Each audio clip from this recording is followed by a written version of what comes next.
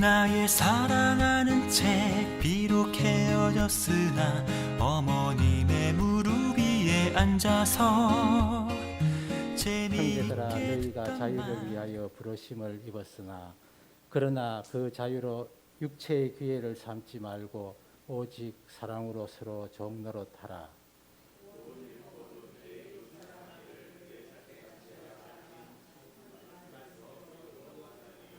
만일 서로 물고 먹으면 피차 멸망할까 조심하라.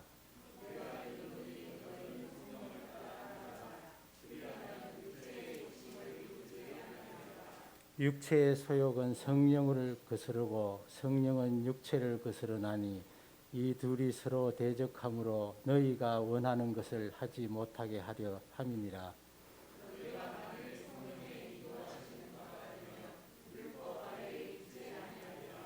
육체의 일은 분명하니 곧 음행과 더러운 것과 호색과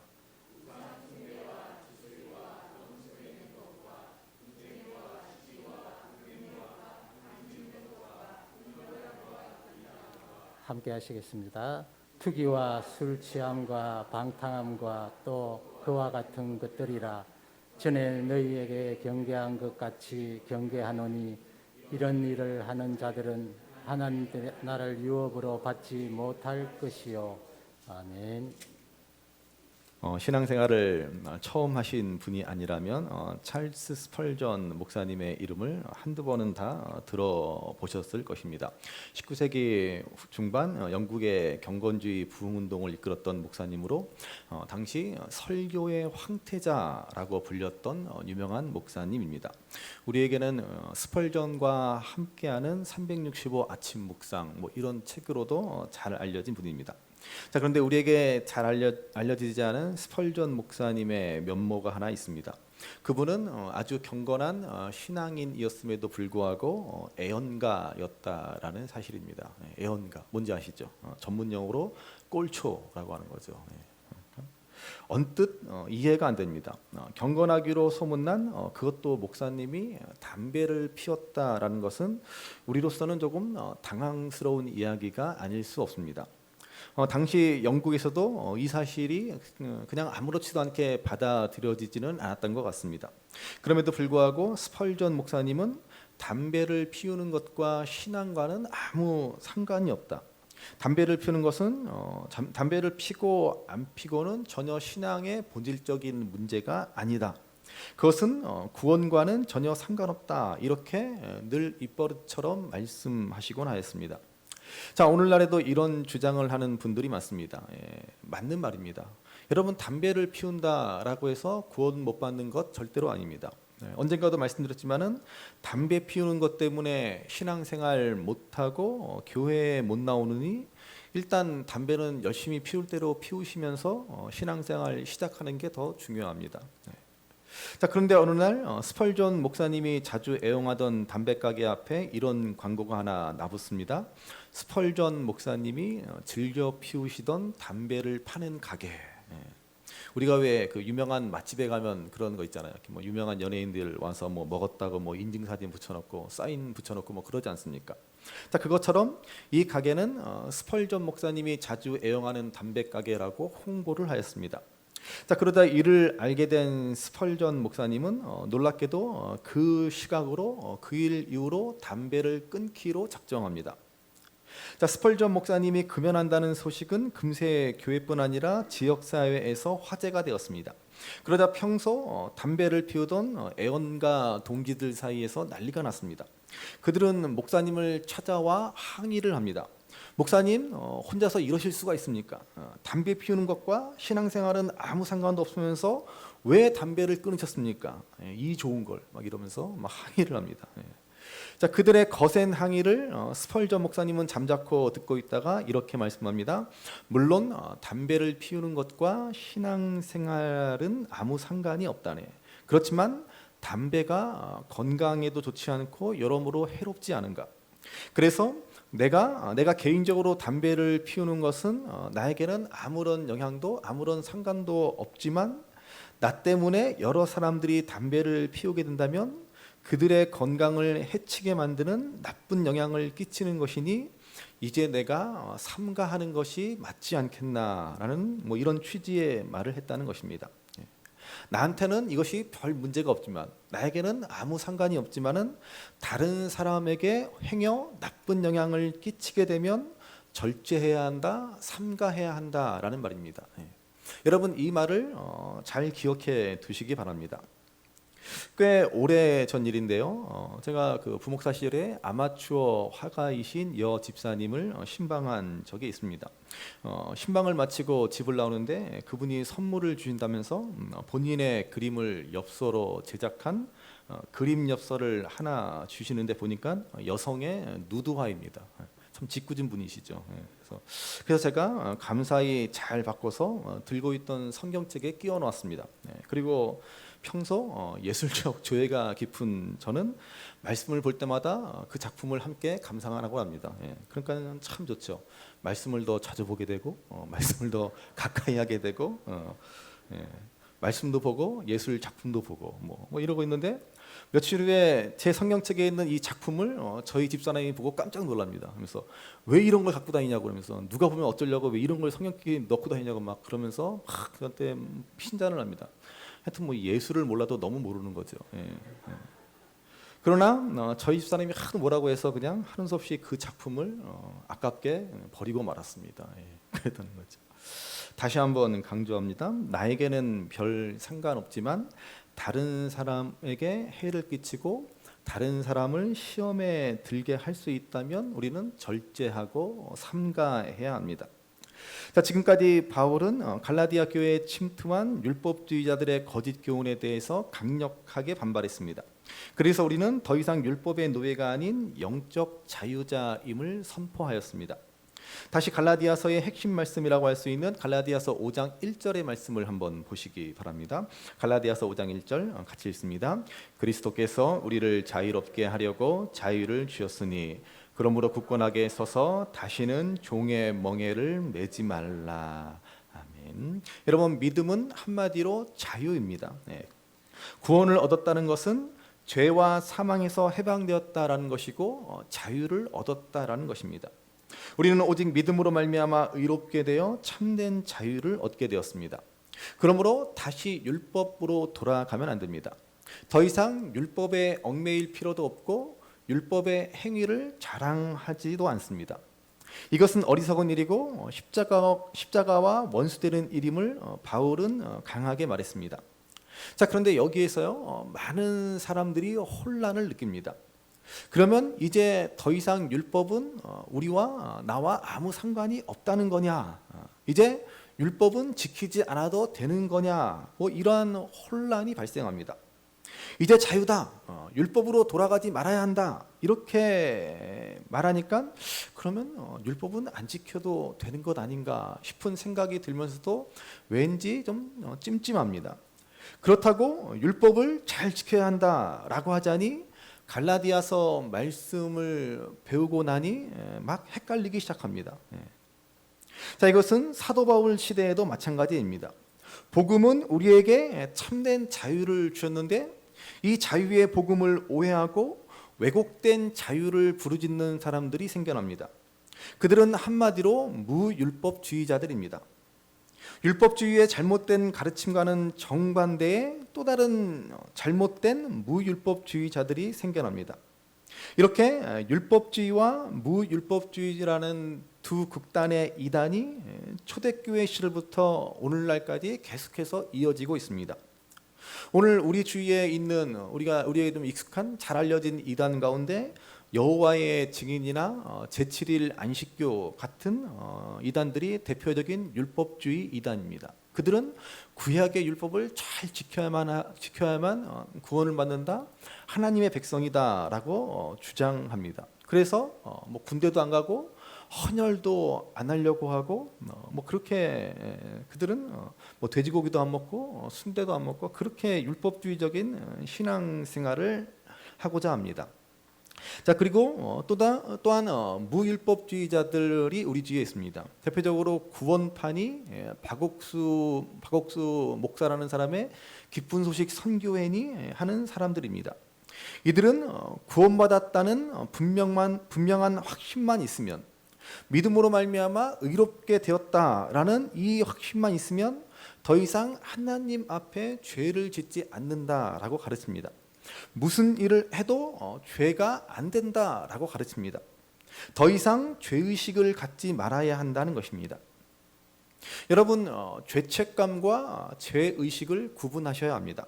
죄책감은 뭐예요? 죄책감은 그야말로 죄에 억눌려 영적 자유를 누리지 못하는 것이 바로 죄책감입니다. 그러면 죄의식은 뭡니까? 내가 믿음으로 의롭게 여김을 받았으나 나는 본래 육체의 본성을 지닌 연약한 인간임을 잊지 않고 살아가는 것이 바로 죄의식입니다. 자, 그런데 무율법주의의 이단들은 이러한 인간의 연약한 한계, 죄의식을 더 이상 가질 필요 없다라고 가르칩니다. 그래서 그들은 한마디로 자유가 아닌 방종을 부추기고 있는 것입니다. 제가 참 안타깝고 부끄러운 고백을 하나 하자면, 우리 전정호 집사나 이진솔 집사가 청년 시절 때 제가 어떤 청년부를 지도하면서 이 자유의 복음을 가르쳤습니다. 갈라디아서와 로마서를 공부하면서 정말 복음이란 무엇인지, 여전히 율법주의적인 신앙에 빠져 있는 우리 청년들에게 진정한 자유에 대해서 열심히 강변을 하였습니다. 그러니까 많은 청년들이 평소 신앙생활 그러면 뭔가 절제해야 되고, 뭔가 조심스럽고, 뭔가 하지 말아야 하고, 뭐 억압받는 그러한 느낌 같은 그런 느낌적인 느낌이 있었는데, 이제 자유라고 하니까 처음에는 좀 어리둥절해하고 이해하지 못하고 긴가민가합니다. 그러나 조금씩 이해를 하면서 참된 신앙이 무엇인지, 참된 복음의 은혜가 무엇인지를 깨달아 막 자라나는 것이 보입니다. 그런데 제가 안타깝게도 끝까지 가르쳤어야 했는데 아쉽게 다 가르치지 못하고 제가 그만 사임을 당해서 임지를 옮기게 되었습니다. 그리고 그 후에 들려오는 소식을 들어보니까는 많은 청년들이, 특히 남학생들이 이제 우리는 자유다 그러면서 그냥 몰려다니면서 마음껏 술을 마시고 다닌다는 얘기를 들었습니다. 그 전에도 물론 술을 마셨죠. 그렇지만 그때는 드러내지 않고 몰래 은근히 마셨는데, 이제는 대놓고 자유다 그러면서 누가 뭐라고 하면 자유인데 왜 그래? 그러면서 그렇게 대놓고 술을 마시고 다닌다는 것입니다. 이럴 때는 술을 마신다 그러지 않고 술 처먹고 다닌다라고 표현해야 정확한 것이죠. 그냥 그렇게 술 처먹고 다니면서 자유다 그러는.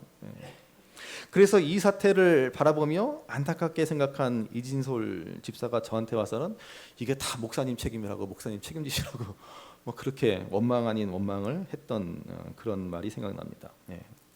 자, 오늘 본문이 바로 이런 얘기입니다. 우리는 여러분 자유입니다.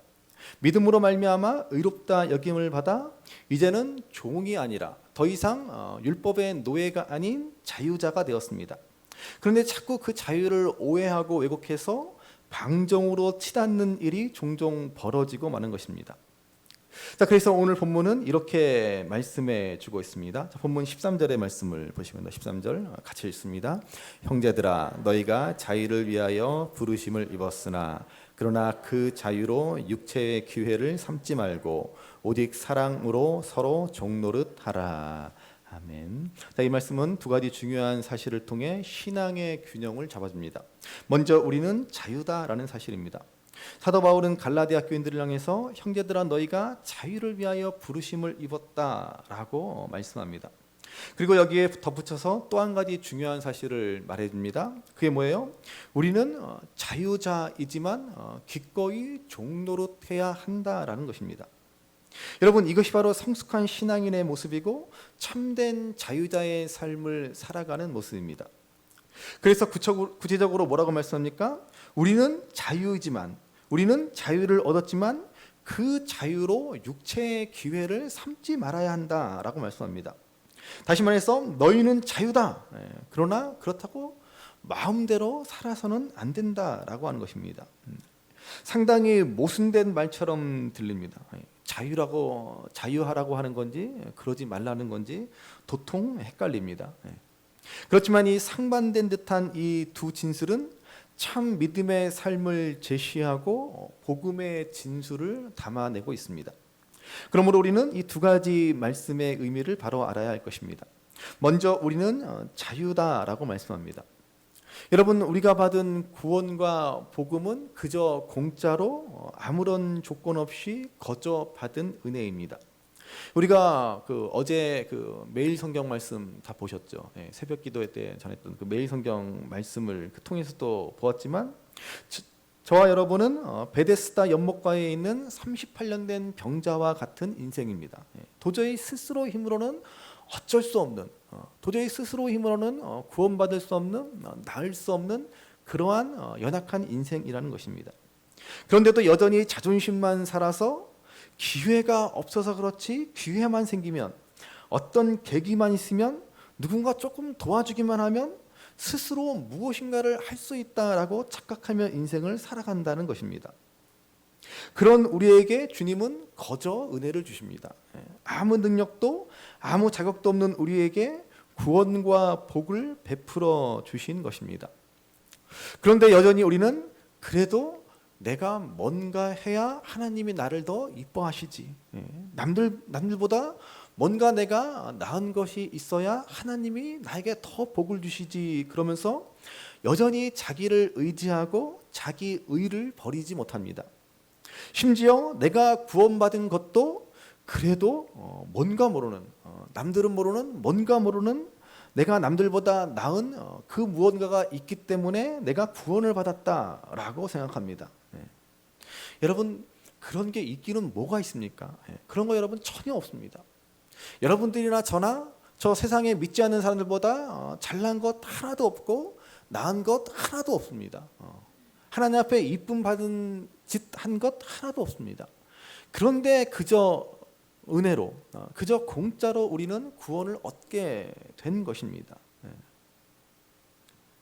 그래서 그런데도 우리는 여전히 우리 속 깊은 곳에는 그래도 나는 다르지, 그래도 나는 뭔가 있지, 이 자존심이 끝까지 살아 있습니다. 그래서 우리가 신앙생활을 하다가 문제가 일어나고 마는 것입니다. 평소에 좋을 때는 아무 문제가 없습니다. 서로 뭐 잘났다며 당신은 사랑받기 위해 태어난 사람 뭐 그러면서 진심으로 축복해 주지만, 어려울 때 뭔가 문제가 발생하면 그동안 내 속에 깊이 감추어져 있던 이 자존심이라는 것이 고개를 불쑥 내밉니다. 우리는 이 끝까지 자존심을 버리지 못합니다. 왜 이런 일이 벌어집니까, 여러분? 언젠가도 말씀드렸지만은 저와 여러분들은 정말 한 번도 제대로 정직하게 우리 속 그 밑바닥을 정확하게 들여다본 적이 없기 때문에 그렇습니다. 내가 얼마나 추악한 죄인인지, 내가 얼마나 형편없는 그런 구제불능의 인생인지를 한 번도 정직하게 인정하지 않았기 때문에 그렇습니다. 또 들여다보려고 하지도 않기 때문에 그렇습니다. 그래서 교회에 와서 아무리 설교 말씀으로 우리는 죄인이다, 우리는 어쩔 수 없는 죄인이다, 이러한 말씀을 들어도 그래, 내가 죄인인 거는 맞지, 그렇지만 그렇게 나쁜 죄인은 아니지 않은가, 여전히 이 자존심에 사로잡혀 살아가는 것입니다. 여러분, 저와 여러분들은 정말 나쁜 사람들입니다. 정말 나쁜 사람들이에요. 주님이 십자가에 달려 돌아가시지 않고서는 도무지 해결할 수 없는 그러한 추악한 죄인입니다. 그럼에도 불구하고 우리는 여전히 내 자존심을 내세웁니다. 정말 우리는 나쁜 사람이죠. 옆에 있는 분들에게 알려주시기 바랍니다.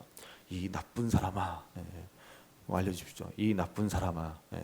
너무 감정을 실어서 세게 말하면 침 튀기면 안 되니까는 조용히 겸손하게 이 나쁜 사람아 라고 서로 알려주셔야 돼요.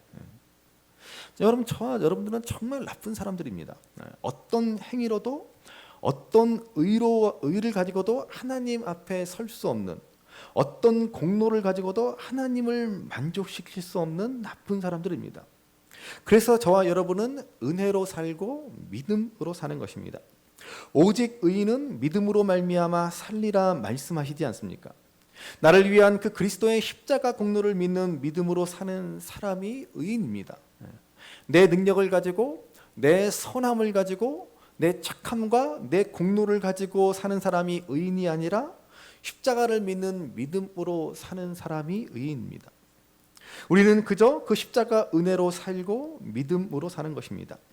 율법의 행위를 의지해서 어떤 조건과 자격을 갖추고 사랑받을 만하기 때문에 우리가 하나님의 사랑을 받는 것이 절대로 아닙니다.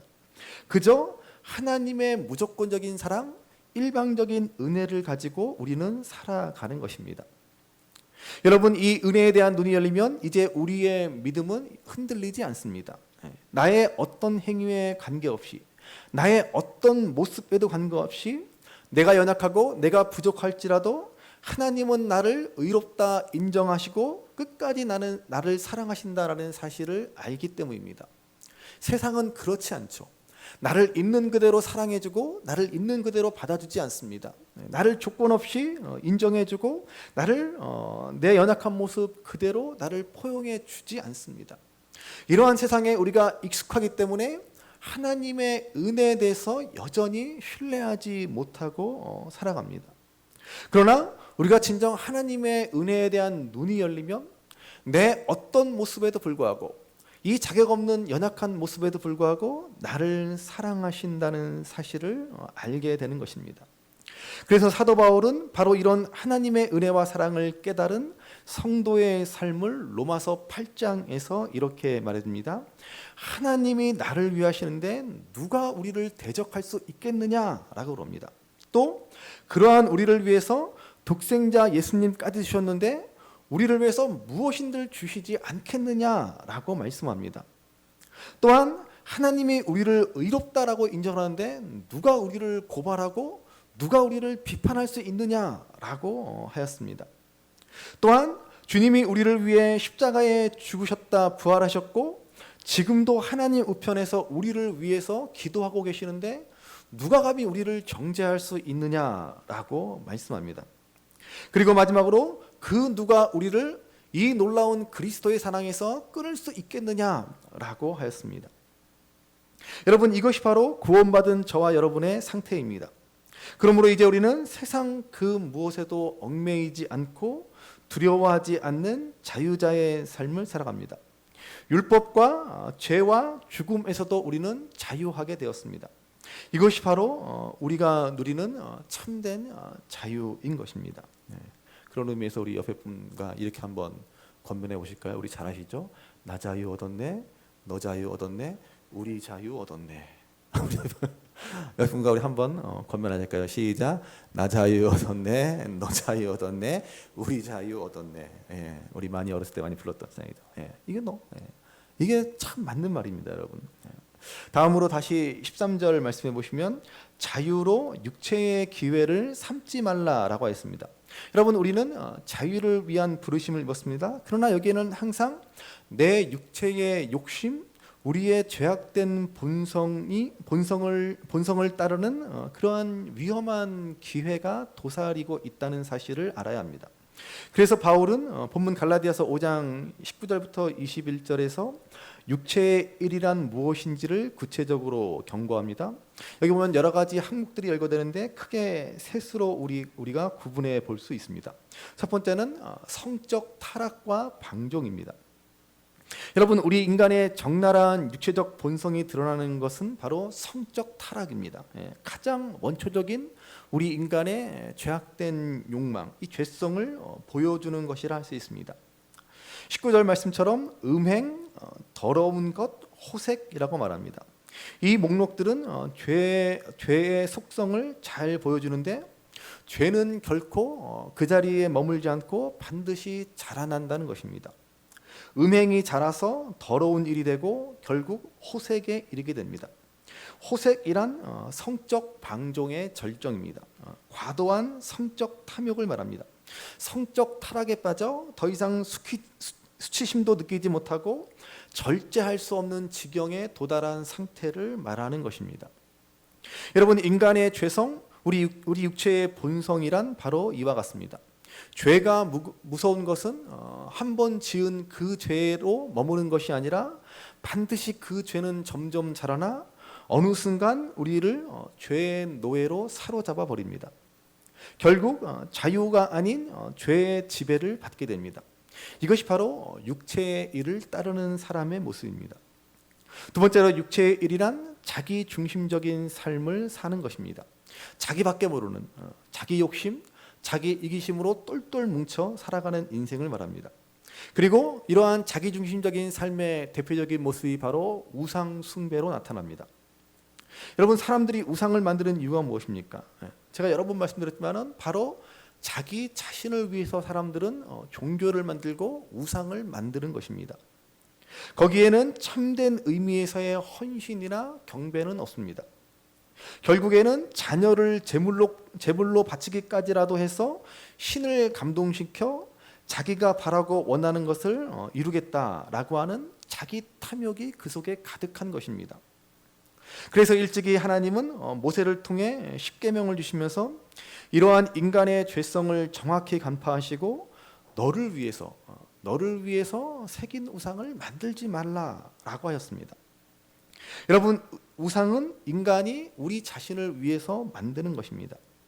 그래서 골로새서 3장은 탐심은 우상 숭배니라라고 말씀하지 않습니까? 우리 속에 있는 탐심이 우상을 만들어냅니다. 어떻게든 내가 가질 수 없는 것, 어떻게든 내가 바라는 그 일을 이루어 보겠다고, 그것을 가져보겠다는 그 마음이 도저히 내 힘과 능력 가지고는 안 되니까는 신을 만들고 우상을 만들어서 그 일을 이루어 보겠다라고 하는 것입니다. 이것이 바로 육체의 일을 추구하는 인간의 모습입니다. 자기 중심적인 탐욕에서 벗어나지 못하는 것입니다. 그리고 세 번째로 육체의 일은 관계의 파괴로 나타납니다. 여러분, 육체를 추구하는 사람에게 현저히 드러나는 삶의 모습이 바로 관계의 파괴입니다. 그럴 수밖에 없죠. 자기 욕심을 따라서, 자기 정욕을 따라서 자기 중심적인 이기적인 삶을 살아가는데 어떻게 관계가 파괴되지 않을 수 있겠습니까? 그래서 본문 19절부터 21절까지에 나오는 이 육체의 일에 대한 절반이 넘는 항목이 바로 관계의 단절, 관계의 파괴에 관한 내용들입니다. 원수 맺는 것, 분쟁, 시기, 분냄, 당을 짓는 것, 분열, 이단, 투기, 다 관계를 파괴하는 것에 해당하는 목록들입니다. 여러분, 육체의 일은 결국 이렇게 모든 관계의 파괴와 단절로 귀결됩니다. 그것을 창세기는 너무나 잘 보여주지 않습니까? 창세기의 말씀은 죄로 인해서 아담과 하와의 부부의 관계가 파괴되고 단절됩니다. 그리고 가인과 아벨 형제의 관계, 가족의 관계가 파괴되고 단절됩니다. 결국은 바벨탑 사건에 이르러 절정에 다다라 언어가 단절되고 나라와 민족이 갈라지고 마는 것입니다. 여러분, 죄가 인류에 들어온 이후에 인간의 역사는 이렇게 분열의 역사, 단절의 역사라고 해도 과언이 아닙니다.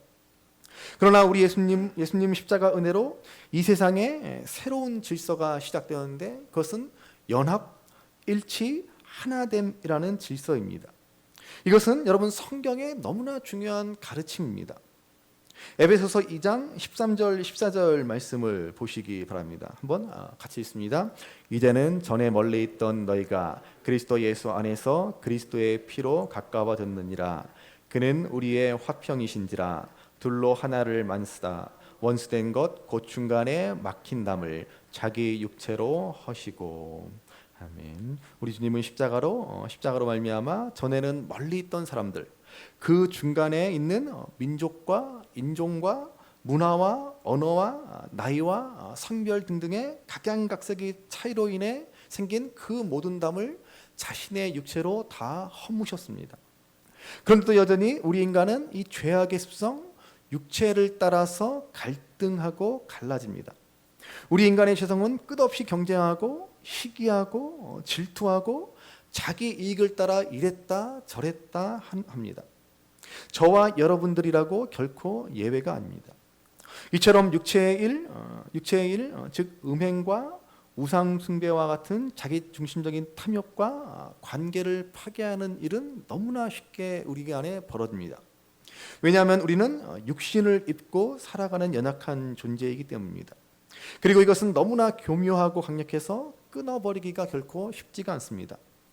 그래서 우리는 하나님이 우리에게 주신 이 자유를 종종 육체의 기회로 삼아버리고 맙니다. 다시 율법의 노예, 죄의 노예와 같은 모습으로 되돌아가고 마는 것입니다.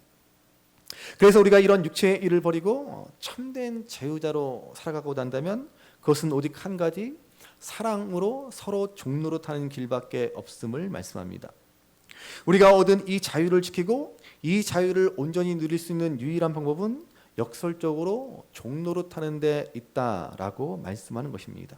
사랑으로 서로 종노릇하라라고 하였습니다. 여러분, 사랑한다라고 하는 것은 단순히 감정적인 차원을 넘어서 의지적인 것입니다. 자원에서 마음을 담아서 기쁨으로 행한다라는 의미입니다. 다시 말하면 자발적인 섬김, 마음에서 우러나온 실천적인 섬김을 말합니다. 결코 억지로가 아니라, 해를 입을까 손해볼까 두려워서가 아니라, 나의 유익을 위해서가 아니라 하나님이 주신 그 은혜를 생각하며 그 은혜에 너무나 감사해서 그에 대한 자발적인 응답으로 이제 자기를 낮추는 삶, 종된 삶, 섬김과 헌신의 삶을 기쁘게 살아가는 것입니다. 여러분, 이것이 바로 사랑으로 서로 종노릇하는 것입니다. 지금까지는 나를 위해서, 나만을 위해서, 나를 자랑하고 나의 공로와 나의 의를 쌓고자 율법을 열심히 지켰습니다. 한마디로 나를 위해 율법을 지킨 것입니다. 하나님과 사람 앞에 인정받고 칭찬받고 높임받기 위해서 율법을 열심히 지킨다라고 지켰습니다. 그렇지만 이제는 하나님의 사랑을 입은 자로서 하나님의 은혜로 말미암아 율법의 참된 뜻을 따라 이제는 하나님을 사랑하고 이웃을 사랑하는 일에 힘을 쓰게 되는 것입니다. 제일 처음에 말씀드린 대로 나에게는 아무 상관이 없는 일일지라도 다른 사람들을 위해서 기꺼이 절제하고 희생하고 포기하는 삶을 살아가게 되는 것입니다. 다른 사람들을 기쁘게 하고 그들의 유익을 위해서 기꺼이 수고하고 섬기며 희생합니다. 이것이 바로 사랑으로 종노릇하는 것입니다. 사도 바울은 그것을 그가 보낸 서신 여러 곳에서 여러 가지 표현을 사용해서 이것을 말하는데 그중 대표적인 것이 바로 덕을 세우라라고 하는 권면입니다. 사도 바울은 자신의 서신에서 한 12군데 정도에서 서로 덕을 세우라라고 이렇게 말합니다. 대표적으로 고린도전서 10장 23절 말씀을 한번 보시기 바랍니다. 고린도전서 10장 23절 같이 읽습니다. 모든 것이 가하나 모든 것이 유익한 것은 아니요 모든 것이 가하나 모든 것이 덕을 세우는 것은 아니니. 아멘. 여러분, 이 말씀처럼 우리에게는 모든 것이 허락되었습니다. 모든 것이 가합니다. 우리는 자유입니다. 그러나 모든 것이 다 유익한 것은 아니고 모든 것이 다 덕을 세우는 것은 아니다라고 말씀하지 않습니까? 특별히 이 말씀은 우상 제사에 바쳐진 제물을 먹는 문제에 관한 사도 바울의 권면입니다. 여러분 어떻습니까? 여러분 혹시 여러분 가운데 그 무당의 그 구판에 올려진 그 떡을 먹을 수 있는 사람이 있습니까? 그거 먹어도 여러분 괜찮습니까? 아니면은 못 먹습니까? 여러분 그거 먹어도 아무 상관없습니다. 이거 부정타게 재수없게 어떻게 이런 거 먹어? 아니, 그렇지 않습니다. 그냥 하나님이 주신 걸로 알고 감사하게 먹으면 됩니다. 그러나 어떤 사람은 그래도 꺼림칙한 생각이 들어서 안 먹을 수 있습니다. 심지어 누군가 믿는 사람이 제가 만약에 그 무당의 제사 구판에 드려진 떡을 먹는 것을 보면은 그걸 보고 목사님 어떻게 저걸 먹을 수 있어라고 시험에 들 수 있는 사람도 있습니다. 그러니까 어떻게 해요? 나는 구판에 놓여진 떡이라도 하나님께 감사하고 담대히 먹을 수 있는 강한 믿음을 갖고 있지만 그러나 누군가 그걸 보고 시험에 든다면 먹지 않겠다, 절제하겠다라는 것입니다. 그 사람의 유익을 위해서. 여러분, 이것이 바로 덕을 세운다라는 말입니다. 사랑으로 종노릇하는 것입니다. 다른 사람을 위해서 내 자유를 기꺼이 제한하고 절제하는 것입니다. 그래서 우리가 보통 저 사람은 덕이 있다 그러지 않습니까? 그게 무슨 말이에요? 덕이 있다라는 것은 다른 사람을 생각할 줄 아는 사람, 다른 사람을 유익하게 하는 사람을 보고 저 사람은 덕 있는 사람이야 그러지 않습니까? 여러분, 우리가 진정 하나님의 은혜로 구원받고 믿음으로 말미암아 의롭게 되었다면 이제 덕이 있는 사람이 되어야 합니다. 유교에서 말하는 것처럼 남들에게 칭찬받고 칭송받는 사람이 되어야 한다는 말이 아닙니다. 남의 유익을 구하는 사람, 남을 기쁘게 하는 사람이 되어야 한다는 것입니다. 흔히 누구 덕분에, 누구 덕택에 이렇게 말하잖아요. 그렇게 남을 위하고 남을 살리는 것입니다. 그게 바로 덕을 세우는 일이고 사랑으로 서로 종노릇하는 삶입니다. 여러분, 이것을 신학적으로 아디아포라라고 말합니다. 덕을 세운다라는 뜻입니다. 구원의 문제와는 상관이 전혀 없습니다. 술을 마시든 말든 담배를 피우던 말든 우상에게 바쳐진 떡을 먹던 말든 구원과는 아무 상관이 없습니다. 자유입니다. 모든 것이 가합니다. 그렇지만은 다른 사람의 유익을 위해서 다른 사람이 시험에 들고 다른 사람의 믿음이 흔들리는 일이 벌어지지 않도록 이렇게 덕을 세우고자 절제하고 희생하고 섬기는 삶을 살아가는 것이 바로 우리가 참된 자유자로서의 삶을 사는 것입니다. 유명한 C.S. 루이스는 그래서 사랑으로 서로 종노릇하는 것을 이렇게 비유합니다. 한 부잣집 남자가 한 여인을 가정부로 고용했습니다. 그녀는 그 남자와의 계약 관계로 인해서 의무적인 섬김으로 가정을 돌봅니다. 그러던 어느 날 썸씽이 일어납니다. 이 남자 주인과 이 여인이 그만 눈이 맞아서 마침내 사랑이 싹트고 결혼에 이르기까지 되었습니다. 자, 그러면 이제 이 여인의 모습을 한번 생각해 보시기 바랍니다. 이 여인의 모습은 결혼하기 이전에 하던 일과 달라진 것이 하나도 없습니다. 남자를 위해서 여전히 그녀는 밥을 짓고 빨래를 하고 집안일을 돌봅니다. 여전히 남자를 위해서 수고합니다. 때로는 이전의 계약 관계보다 더 많은 시간을 할애해서 일을 합니다. 그렇다고 이 여인은 남자에게 급료를 요구하지도 않습니다. 업무 시간 끝나서 퇴근이 더 이상 일할 수 없다라고 말하지도 않습니다. 시도 때도 없이 가정을 돌보고 남자를 위해서 수고합니다. 시간 외 근무 수당을 달라고 하지도 않습니다. 왜입니까? 그녀는 더 이상 계약 관계가 아닌 남편을 사랑하는 아내로 일하기 때문입니다. 사랑으로 종노릇한다라는 것입니다. 이 사랑은 법이 요구하는 그 이상의 일을 성취해냅니다. 바로 그런 의미에서 사랑은 율법의 완성이다라고 말씀하는 겁니다. 이러한 사랑만이 진정한 의미에서 우리를 자유자가 되게 하는 것입니다. 그러므로 여러분, 참된 자유자는 모든 일을 사랑으로 행하는 사람임을 기억하시기 바랍니다. 내 마음대로, 내가 원하는 대로 내 기쁨과 유익을 구하는 것이 자유가 아닙니다.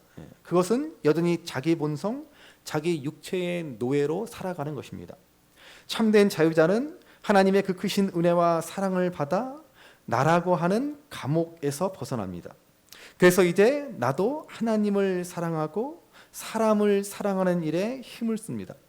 하나님이 기뻐하시는 일을 내가 하고 싶어하고 하나님이 사랑하는 그 한 사람을 나도 사랑하고 싶어하고 그들의 유익을 위해서 힘쓰는 것입니다. 이것이 바로 복음의 진리 안에서 참된 자유자의 삶을 살아가는 것입니다. 그러므로 이제 하나님이 주신 이 참된 자유를 가지고 하나님을 사랑하고 이웃을 사랑하는 일에 기쁘게 즐거이 헌신하는 삶, 서로 덕을 세우며 서로 사랑으로 종노릇하는 삶을 살아 온전한 믿음의 삶, 참 자유자의 삶을 살아가시는 저 여러분들이 되시기를 주님의 이름으로 간절히 바랍니다. 우리 어머님이 들려주시던 재미있게 듣던 말이 책 중에 있으니 이 성경심이 사랑합니다. 나의 사랑하는 책 비록 헤어졌으나 어머님의 무릎 위에 앉아서 재미있게 듣던 말이 책 중에 있으니 이 성경심